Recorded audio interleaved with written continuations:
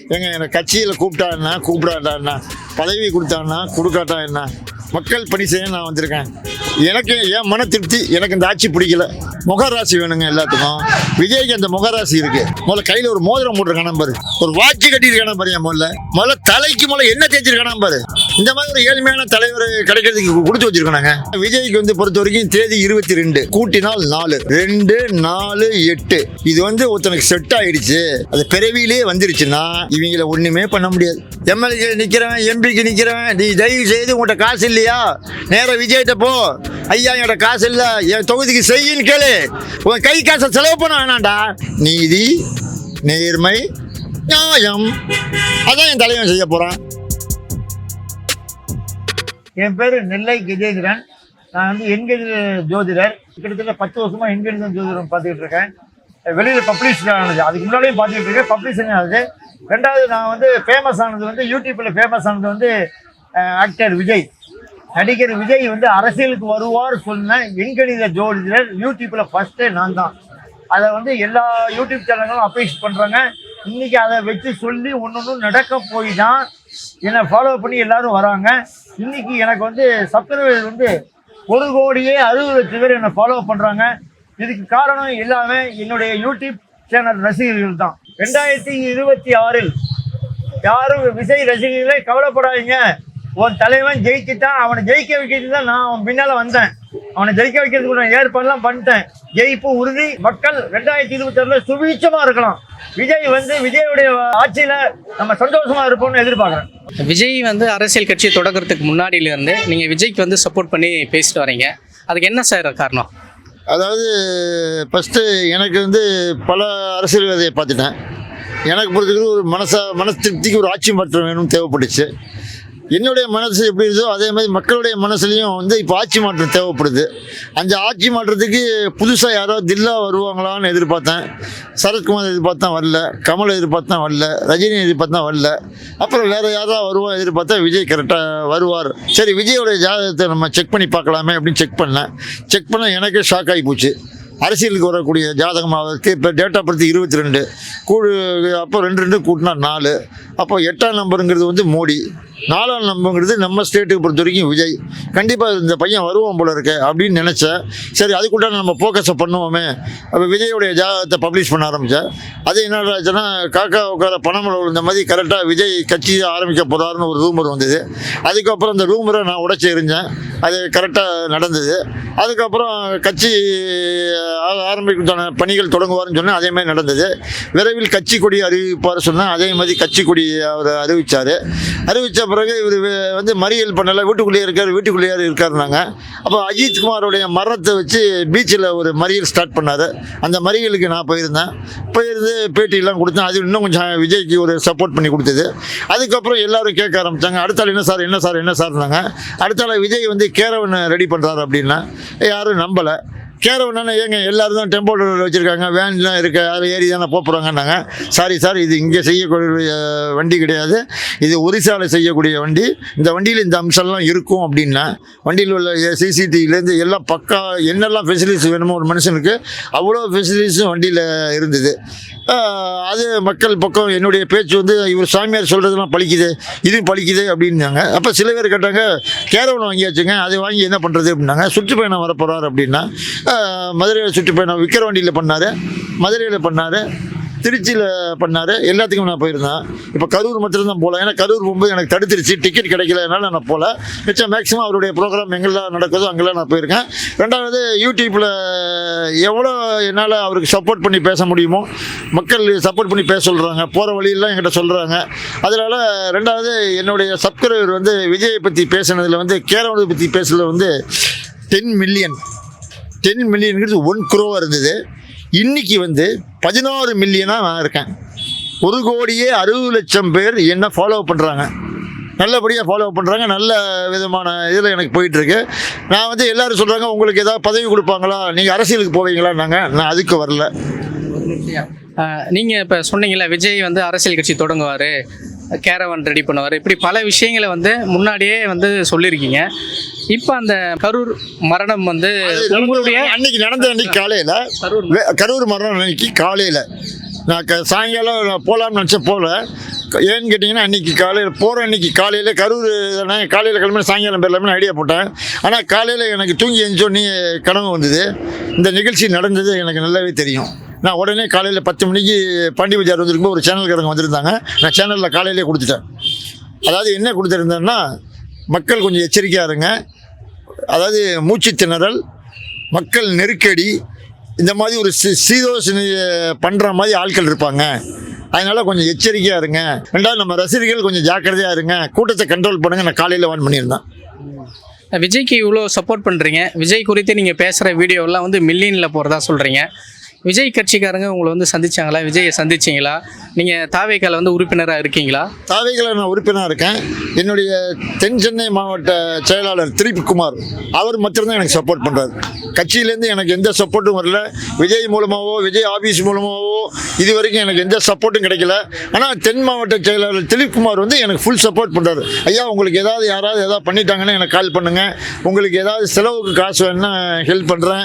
இல்லை மாநாடு ஐயா எங்கெல்லாம் போகிறாங்களோ அங்கே போகிறதுக்கு உங்களுக்கு ஏதாவது காசு வேணும், டிக்கெட் புக் பண்ண நான் புக் பண்ணி தரேங்கிறது திலீப்குமார் எனக்கு பண்ணித்தரார்.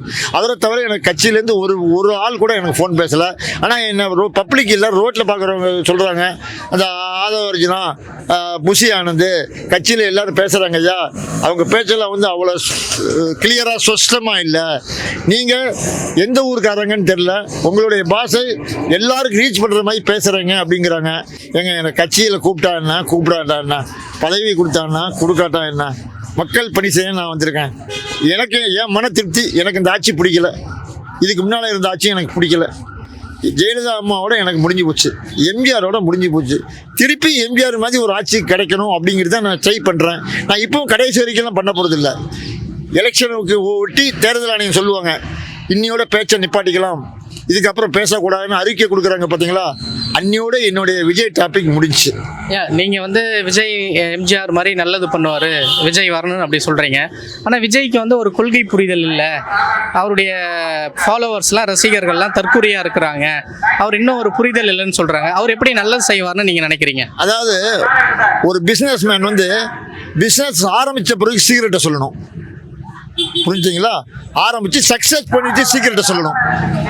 எடுத்தோடனே அவன் சீக்கிரட்டை சொல்லிட்டான்னா அவனுடைய காம்படிட்டர் இருக்கான் இல்லையா, எதிரிகள், அவன் அதை காப்பி பண்ணிடுவான்.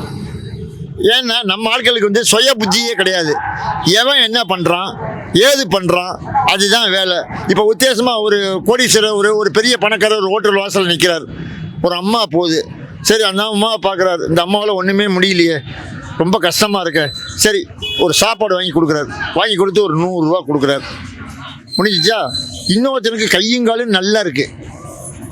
ஊர் அடித்து போட்டால் 10 ஊருக்கு சாப்பிட்லாம், அந்த மாதிரி இருக்கான்.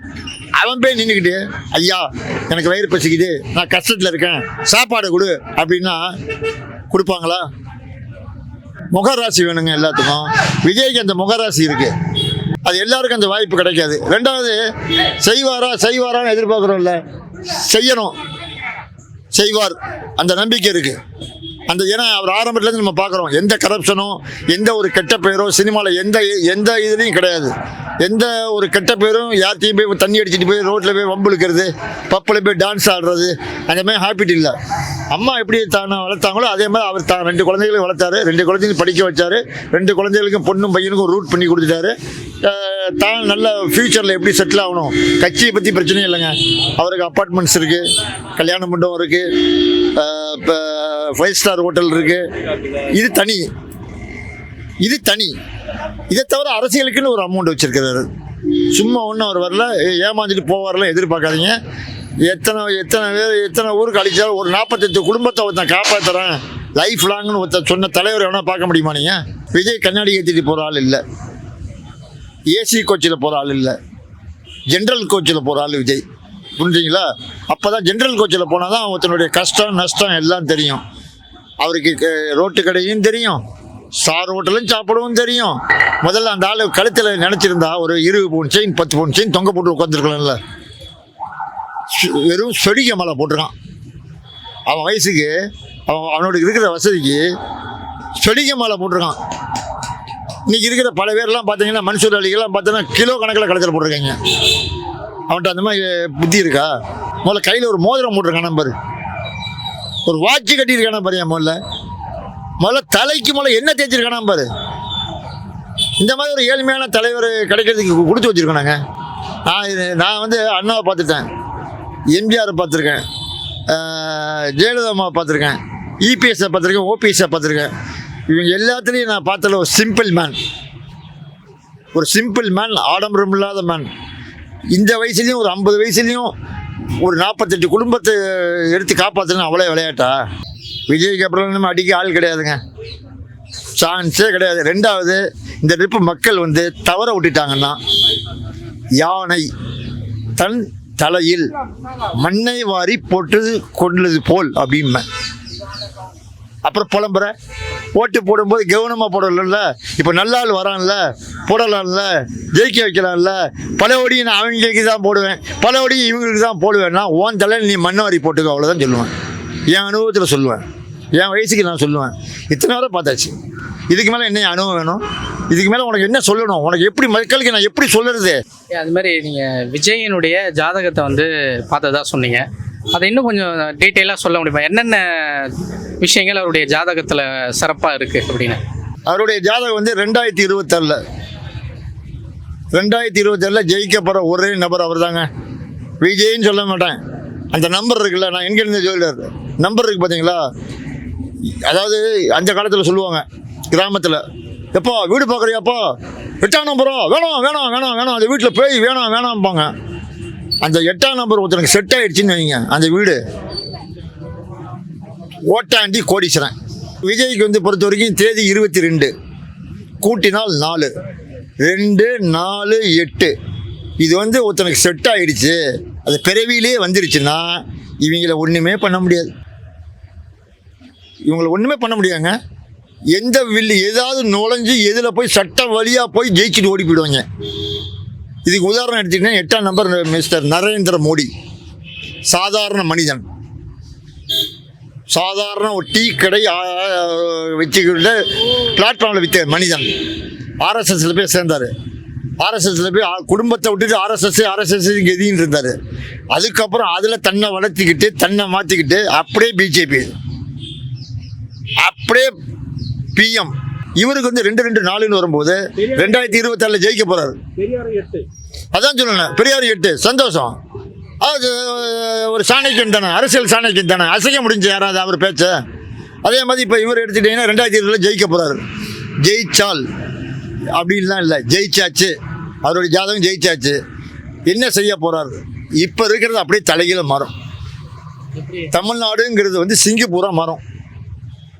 நோ கரப்ஷன், பைசா எங்கேயுமே இருக்கக்கூடாது, ஏழைகள் எங்கேயுமே இருக்கக்கூடாது. உனக்கு வருமானம் இல்லாட்ட தான் நீ திருடுற, வருமானம் இல்லாட்ட தானே பொய் சொல்கிற.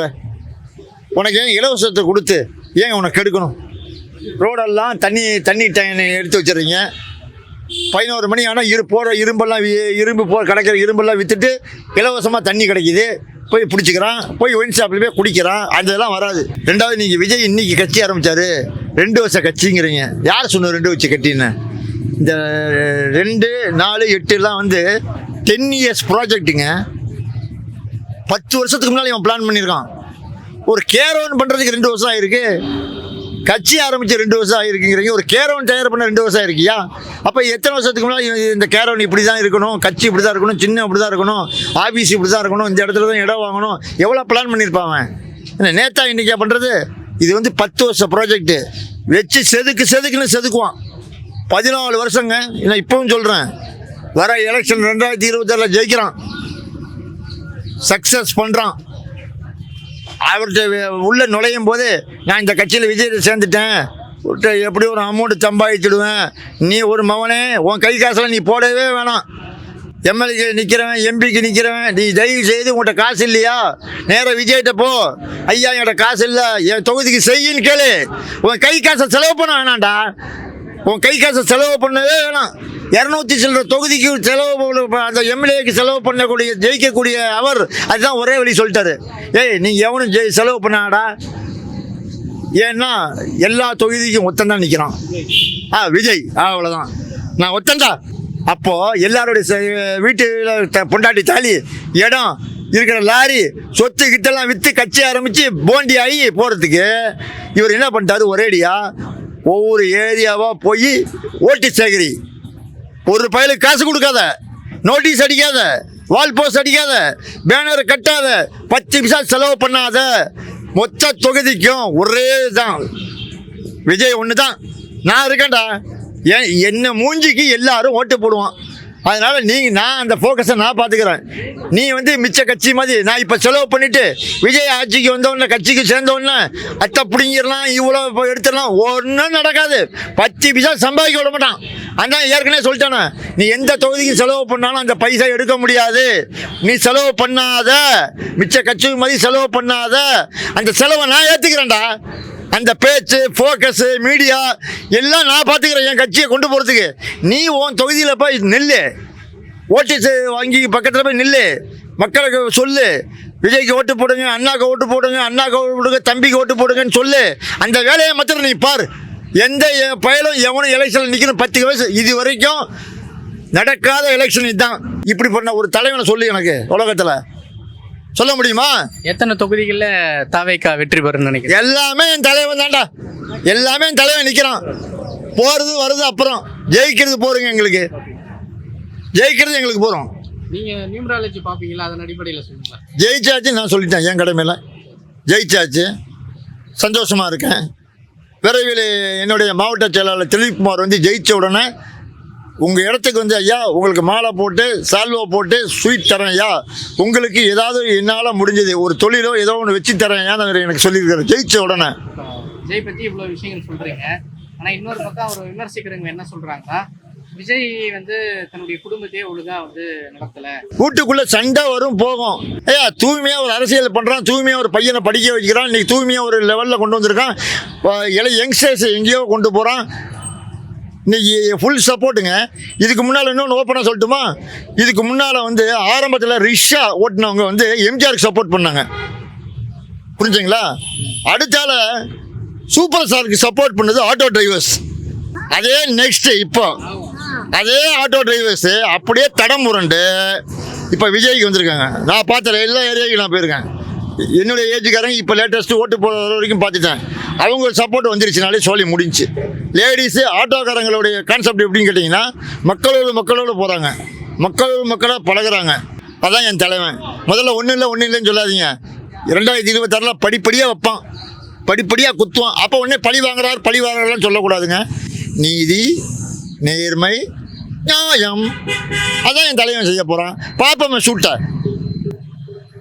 டன்.